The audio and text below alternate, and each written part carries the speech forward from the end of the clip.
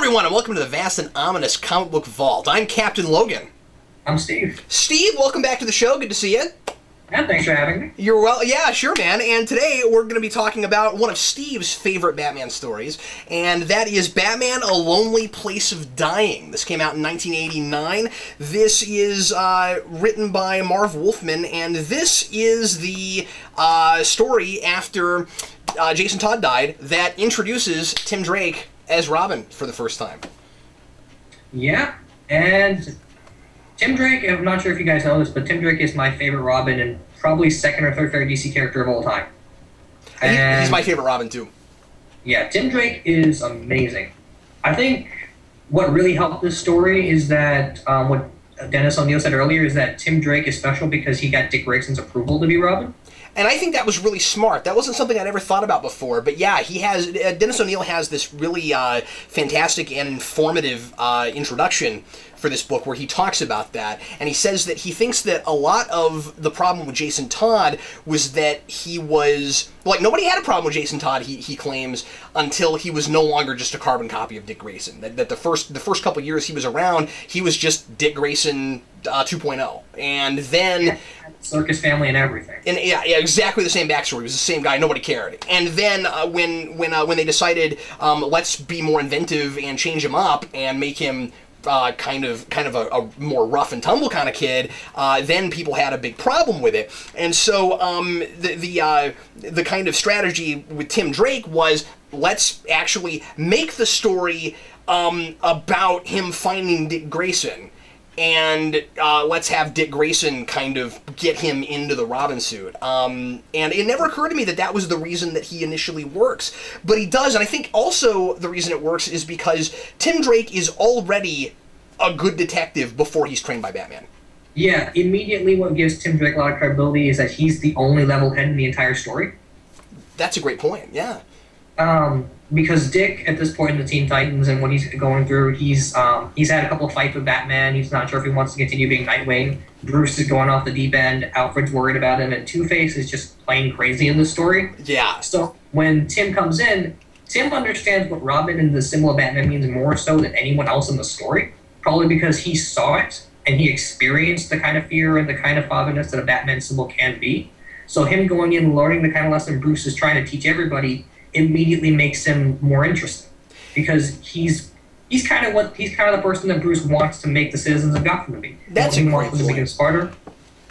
And what's really awesome about this is that later on they developed Tim Drake so that Bruce says that Tim is definitely a smarter detective than him, and if Tim ever grows up and Bruce dies, Tim will be the better Batman.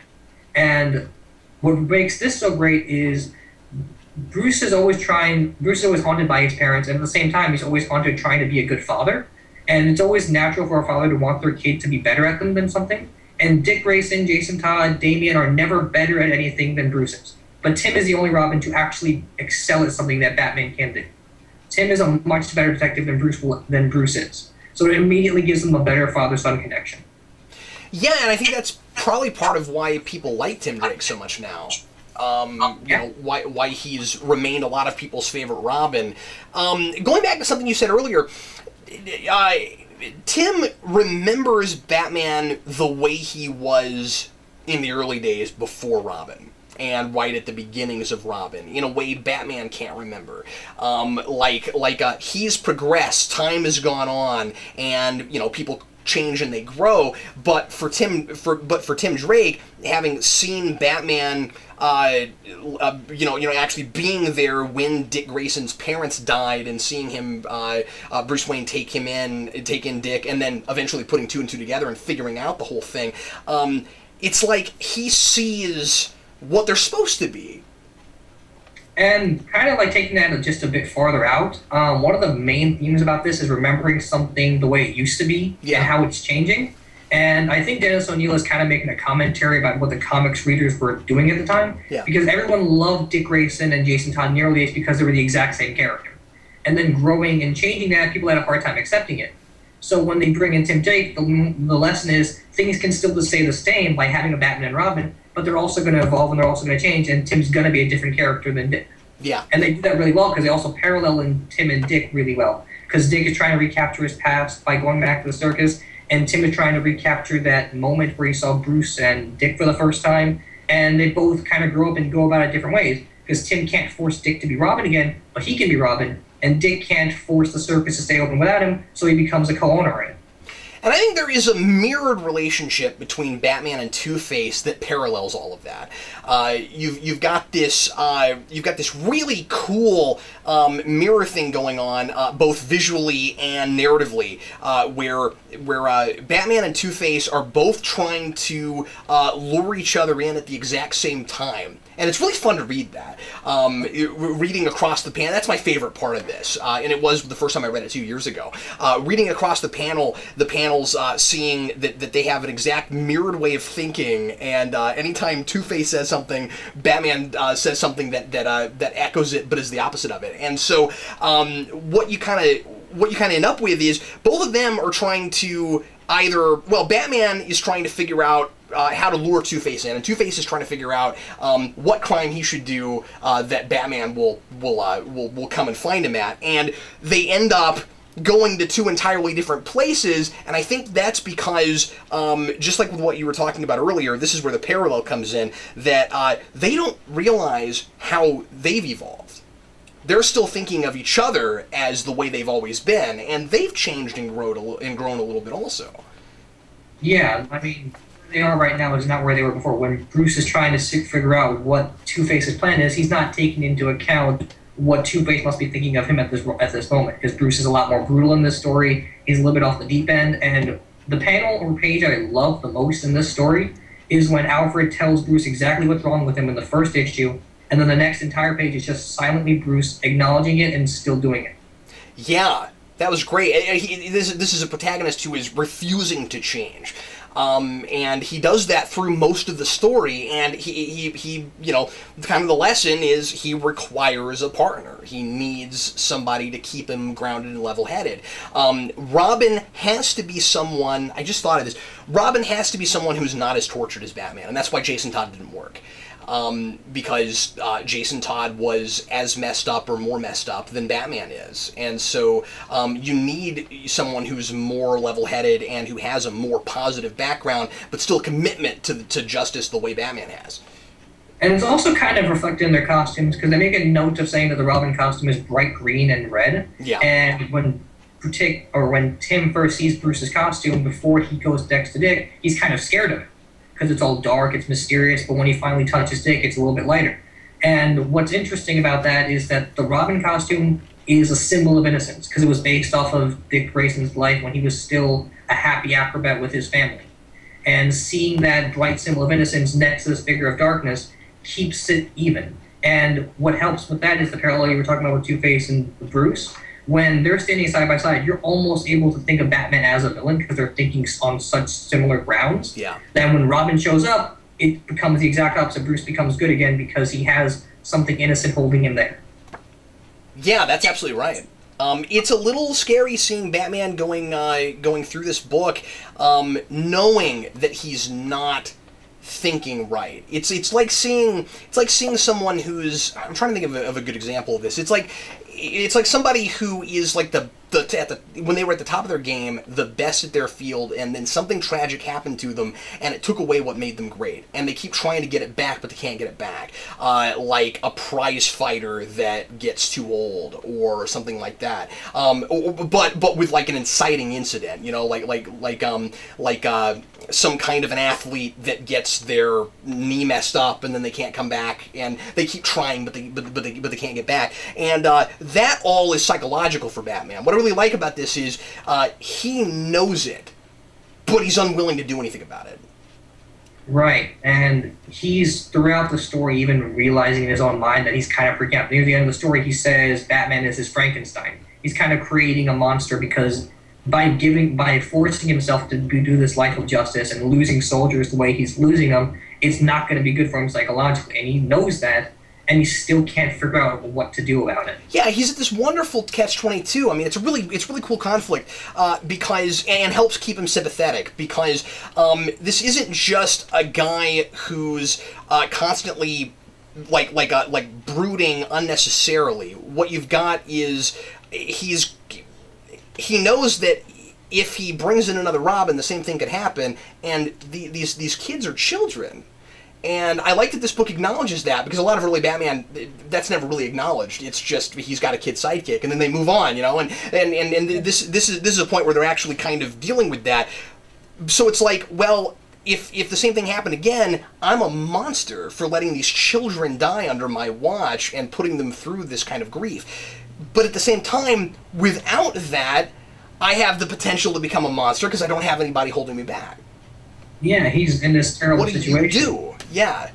So it's a wonderful ethical conundrum. The best thing for him to do psychologically for himself might be to quit being Batman. But then you've got Two-Face. He can't do that. Yeah, exactly. And another thing that might... This is never really fully developed, but makes Tim Drake a little more interesting character, is that Tim has a family. He's never lost anyone yet. I love that. He still has a mom and dad. He's still rich, just like Bruce Wayne. And he's still choosing this life. So later on, when Tim starts losing family members, it drives him down the road of Batman and starting to become more and more insane. So the seeds for that are set up right here, because Tim is really, really driven, and Tim really refuses to get up, and he thinks everything is his fault when something goes wrong. Like when he thinks Bruce and Dick are dead, he thinks it's his fault. When Dick storms out after all of Tim's questions, he thinks it's his fault. After Alfred gets saddened by what's going on with Bruce, he thinks it's his fault. He takes things way too personally because he still has so much to care about. Yeah, he's got more to lose. Yeah, he's got more to lose than anyone else in this series, except maybe Alfred, because Alfred still technically has a son. And I think the reason that Tim Drake is so driven is simply because he's, well, part of it is just that's his personality. He cares that much, and if you are as bright as this kid is, and you know that Bruce Wayne is Batman, and that there's something you could do to help, it makes sense that he would be that driven, because he's also that skilled. It's almost as if he's got a superpower. He doesn't, but it's like somebody who, you know, it's almost the cliched great power with great responsibility thing, except that he's more altruistic than Peter Parker. It never occurs to him to use these abilities that he's developed for anything but the greater good. And he doesn't even want to be Robin at first. He doesn't even want the flame or the honor of being Robin. You're right. He just wants to help Batman. Okay. That's right. He just wants to help Batman. And that's really great. It makes him a lot more interesting, a lot more sympathetic. Yeah. And it makes him a lot more tragic, too, because pretty soon, like the story right after this, his mother dies and his dad becomes paralyzed. All because now he's Robin. Yeah, and you maybe need that for him to be ultimately motivated going forward, but it's kind of neat that that stuff ends up being his fault. It's, again, it's sort of a catch-22. It's like, well, I have this ability to come in and get Batman on the right path, but doing that kind of thing inevitably is going to affect you personally. Yeah, and that's how Solid Guy's an identity crisis. You saw how crazily he reacted in Red Robin after Bruce apparently died. Yes. Like, the seeds of Tim Drake's personality are sown here, and they don't really change, because he just cares so much, and he has such a noble sensibility. And it's that classic, your greatest strength is your greatest weakness. Yeah, and it parallels Bruce the same way. Bruce and Tim are almost like a perfect father-son set. You're right. One of the best things about this is that Tim is not pretentious. He doesn't assume he's going to be Robin. It doesn't even occur to him. No. It's not the cliched thing that you get in a lot of the screen versions of Dick Grayson, where he'll like I find the Batcave and immediately I need to be your partner, you know, like Batman Forever. And it's kind of cool. And I mean that rendition is fine with me, but I like that Tim Drake's personality is simply I gotta help Batman because I can. And I think what's important to note is that this is not the story where Tim Drake becomes Robin. This is just the story where he puts on the costume for the first time. Well, that's true. The next story is him trying to prove he can handle it, and the story after that is him traveling the world training like Bruce. So it still takes a while before he's actually Robin. Yeah, for all of it. I'm glad you said that. I forgot about that. I mean, when I said that it's the book where he becomes Robin, he puts on the suit, and then Batman says, "We'll take it one step at a time." Obviously, he's there to be Robin, but you're right. It's nice that it's not just he's in the suit and now he's perfectly fit to be this character.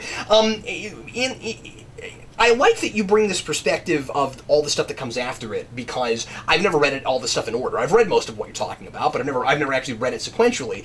And thinking about that, if you don't know what's coming after this, you might think that the line where Tim says that, like, you know, he's been training and he's got some fighting skills and stuff like that would be just an easy excuse for why later he'll be able to fight as Robin. But you're right, they don't go there. They actually have him have to go and train.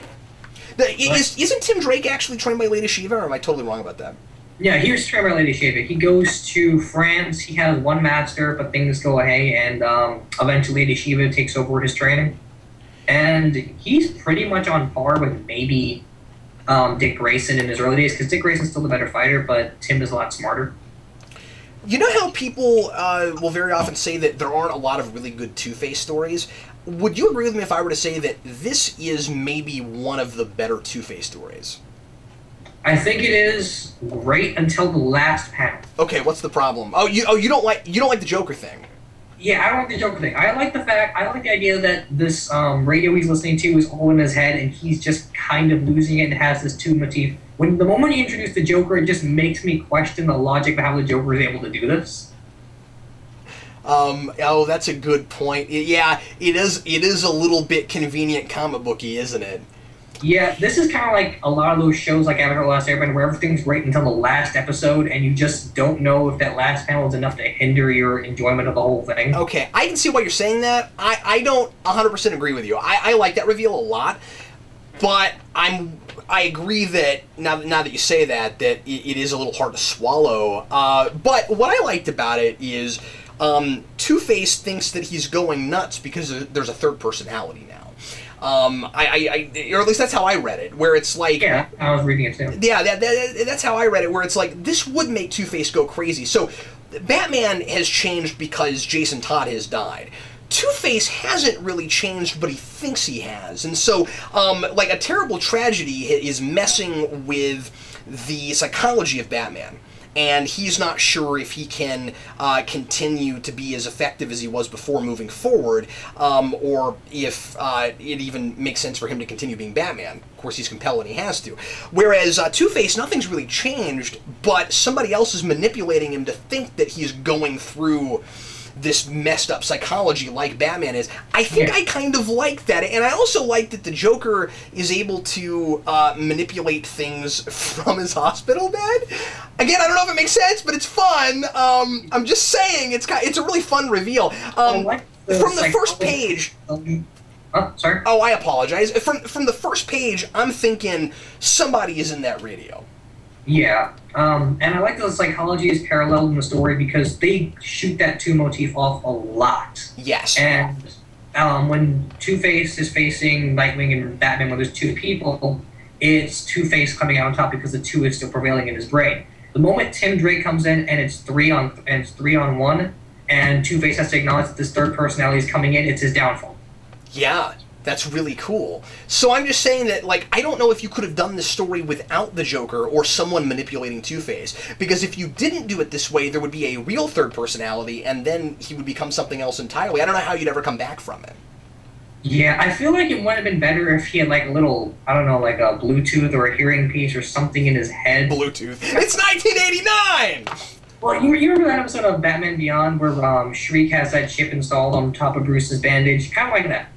You know, I was thinking, kind of send it in. It's cool you said that. I was thinking about that episode this whole time, and in fact, like reading this, and in fact, there's a point right at the beginning before you see that it's, I think, maybe I'm making this up, before you see that it's Two-Face, where you can just see the regular person side of his brain. For a minute, I thought it was Bruce Wayne, and that he was being manipulated like that, and then it was Two-Face, and I was like, okay, well, I was reminded of that episode because like Harvey Dent and Harvey Dent and Bruce Wayne look a little bit similar in the face, and they're parallel really well in the story. So before you know it's Two-Face, it helps the establishing Bruce connected with Two-Face, and it helps the parallelism they do later on with the panel structure in the pages.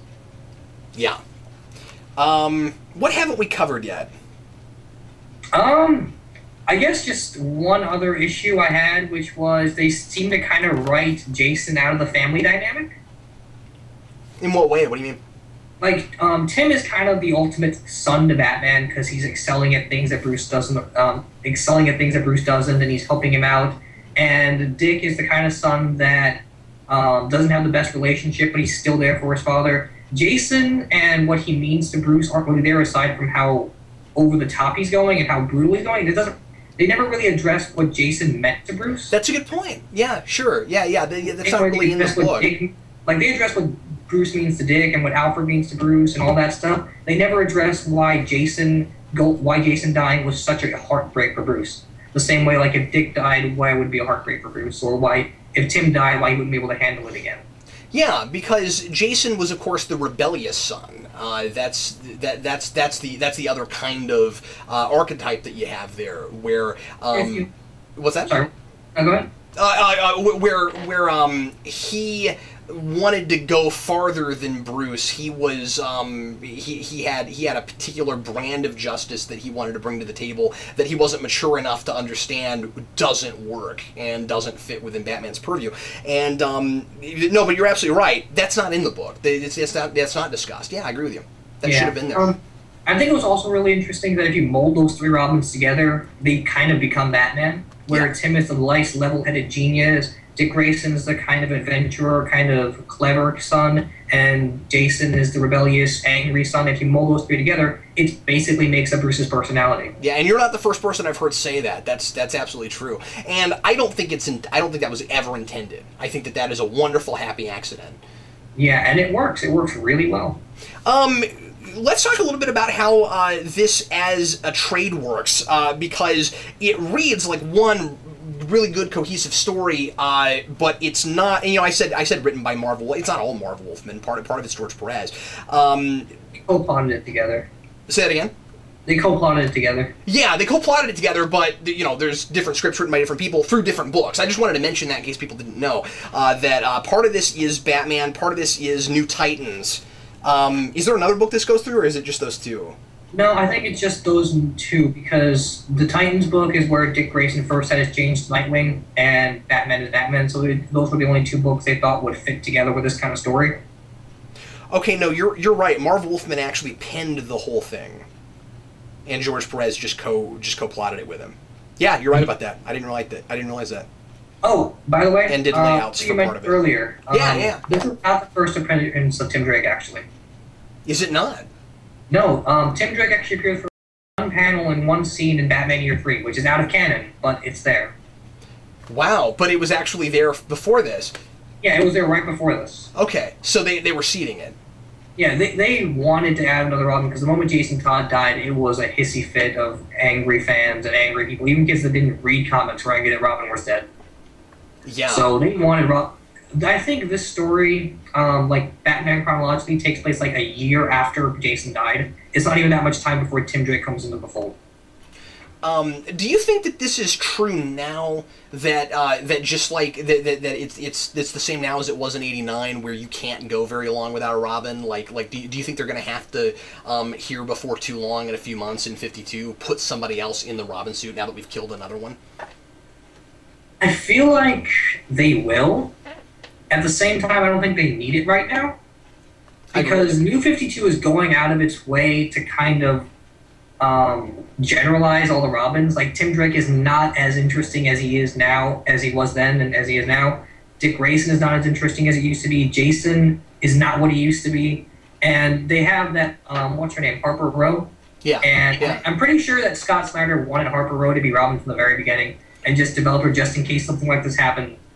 So I feel like they're going to add a Robin, but I don't think he needs it right now. I think that since they're doing still early 52 stuff, since everyone seems to still be meeting each other, Bruce still has a long way to go before a Robin seems necessary. Like, I don't feel like he's dealt with enough dark stuff to need a Robin right now. Yeah, I agree with you. I also think that he has too much of a support system, regardless of the fact that nobody wants to talk to him right now because of what happened in Death of the Family. But, I mean, like, if they got over all that, his support system is so large that they have characters they're pretending don't exist right now. I mean, like, that's how big it is. I mean, like since 52 started, I know this is neither here nor there, but, like we have pretty much written Cassandra Cain out. I don't know if she'll ever come back. I hope she does, because she was an amazing Batgirl. I know. I love her too. She's one of my favorite Batman characters. And then like Stephanie Brown is gone. Yeah, and part of Cassandra Cain was like the unofficial Batman daughter, because she's a better fighter than Bruce, and Tim is a better detective than Bruce. So when those two worked together, they were better than Batman ever could be. Yeah, that's right. And that's one of the reasons I love No Man's Land. Is not only is that such a good book, but it also introduced this fantastic character. Yeah. The New 52 is kind of hard for me to talk about because I don't read too much from it. It's just, okay. Like, when the moment Scott Lobdell said that Tim Drake never found out Bruce Wayne was Batman, and his name is not really Tim Drake, I just jumped off from there. So are you not reading anything? Are you not reading Snyder? I'm collecting it, but I'm not reading it. Oh, okay. All right. I stopped after about Death of the Family, I think. Like, I'm not reading Year Zero. I might read that when it's all finished, but I'm not reading it right now. Wow, okay. Well, I was just curious. Yeah. Well, we didn't have to go there. I apologize. I just wanted to mention it because... Tim Drake is extremely special right from the get-go because he knows who Bruce Wayne is. Taking that away makes his becoming Robin just a bit too contrived and a bit too into the formula of Batman always needs a Robin and someone's always going to replace Robin. Like, this was a necessary change, whereas at some point he just became Batman will always have a Robin no matter who dies. Like, now it's just a joke. Well, I thought somebody had said, and this is inconsistent, I think, but I thought somebody had even said that Tim Drake was supposed to, in 52, never have been Robin, that he was just Red Robin the whole time. Oh yeah, said that too. Somehow. So it's not even that it's contrived that it became Robin, it's how did Red Robin even happen? And then it also destroys that altruism argument that you made earlier, because he became Red Robin instead of him earning it like Bruce made him do in his later stories. So first, he's not as smart as Bruce is, and now he just becomes Red Robin and becomes unofficially associated with him because he wanted it. Yeah. Plus, he's also kind of a James Bondy spoiled rich kid at the beginning of Teen Titans in the New 52. So it kind of just completely rewrites the character while at the same time saying some of the other stuff happened. Well, I didn't mean to use this time to, bash 52 or anything, but I was just curious what you thought of the whole Robin dynamic and if things were still kind of the same now. I wonder if it wouldn't have been more that way before 52, or if 52 had never happened, where if we had killed Damian Wayne back then, say we killed him in 09 or 2010 or something, forgetting that Bruce Wayne was dead. I think people still probably would have thought, well, Batman's got to have a Robin. But I think if they killed Damian in normal 52, it would have gone back to Tim being Robin. Just because there's no... You're right. Well, and why? Yeah, and why not? Why wouldn't Tim Drake, go back? Because that's the cool thing about the whole Red Robin thing is he's still a Robin. That's what I always liked about Red Robin, is like he's his own man and he's going in his own way, but it's not like Dick Grayson, where Dick Grayson wouldn't want to go back to the Robin suit. And by the way, I'm glad I thought to bring this up, because that was one of the things I loved about this was Dick will not put the Robin suit back on. And Tim Drake has this great great point. I don't know if he's completely right about it. It is a little too symbolic. Not too. It's a little symbolic. It's sort of like, Batman's got this weird psychology he's built up where he's got to have a Robin, and he thinks that if Dick Grayson just shows up at night as Nightwing, it's not the same thing. And I guess he's right. I guess it's not really the same thing. But I like the idea of him going, no, you've got to put on the Robin suit because Batman needs Robin, but he won't do it because he's not Robin anymore. He's completely his own superhero at that point. Plus, I just don't think he could fit in that suit anymore, Steve. I don't see it. No, I don't think he could do it either, especially with that hair and his muscle mass and all of that. Although, when Dick refused to put on the Robin suit, I actually thought it was really tragic, because the way they built up the story before this was when Dick said he doesn't want to work with Bruce anymore, Robin has to retire. Bruce forced Dick to not be Robin anymore, and the Robin suit came from his mother. So Bruce taking away that last shred of what his mother gave him was too much for Dick to handle, and he just kind of left Bruce, and they were fighting for a little while before this story came out. So when he refuses to put on that Robin suit, even though he's right in his hands, I just thought it was kind of sad. because it feels like Bruce left off this nostalgia. That's really cool. I wish I had all that history that you have, because I just know, as much as I love this as its own singular piece, you are bringing so much to the table that I don't know about. And you always do that when I have you on. That's why I keep reviewing Batman stuff with you, Steve, because you're always like, well, you don't understand, this is part of a greater whole, so here's thematically what this is doing, and here's emotionally what it means for Bruce, and I'm like, whoosh, you're so right. I wish I knew about all that stuff. Man, one of these days, dude, you gotta let me come over to your house and read all your Batman. Oh my god, you have no idea what happened to me, because I had to pack away for college. I had to put my Batman books away in a box, and I felt like I ripped off my own arm. Oh, I bet. Oh god, I have like 6 or 7 boxes just packed with Batman now. That sucks, man. Just like stored away, like you can't pull them out? I can, but like it's so clustered up and so tight, I don't even know what box has which book anymore. Yeah. Oh, that sucks. It's hard. Well, anything else you wanted to mention? We didn't talk about the art at all. I don't know if there's anything to touch on there. I can't really say because the art in my book is kind of smudged up and old, but I generally liked it. Yeah. It's kind of a rotating cast of artists, but it's pretty consistent for that kind of work environment. Yeah, and that's the point I was making earlier. Is it's cool that between 2 books, this still feels like one piece, and it's not jarring at all between the artists.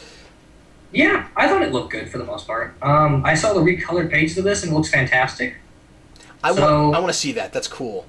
Yeah, if you buy the new trade for Death of the Family, it's reprinted in the back. Did they recolor Death in the Family? Yes, they recolored that a few years ago, actually. Cool. I had that with you two.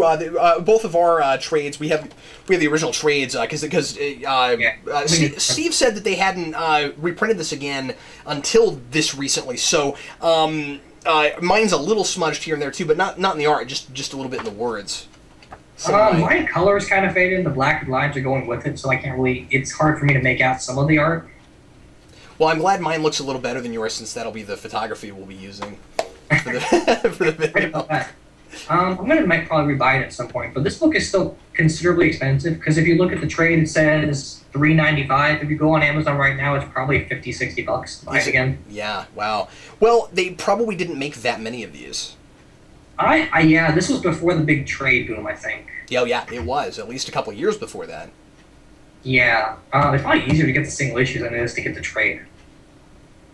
Well, Steve, thanks again for joining me. Really appreciate it. Yeah, thanks for having me. Let's do something else really soon. We'll talk about after the show what we want to do next, because there are lots. I got a bunch of requests I gotta tell you about after this. Yeah, absolutely. Steve's apparently been getting lots of requests of things that people want the two of us to review. So I'm really looking forward to that and seeing what Steve's gonna make me spend my money on that I don't have already. Anyway, thanks to everybody as always for watching. Really appreciate it. I had a blast reviewing this with you, Steve, and also I always learn a lot with you. God, I could just turn the camera on and be like, welcome to the Comic Vault, and then just let you talk, and I would really enjoy myself. If you ever want to send anything to the vault for me to review, me or Vince, or anybody that, lives locally, you can always send that to our P.O. Box. That's Geekvolution, P.O. Box 14183, Lenexa, Kansas 66285. Thanks once again for watching. I'm Captain Logan. And I'm Steve, and send him a giant penny and a dinosaur. My Batcave needs a giant penny and a dinosaur. Also black paint. Black paint? Why black paint? Because the Batcave is black. Yeah, but it's it's a good aesthetic for my basement. Okay, you can keep it. Happy reading!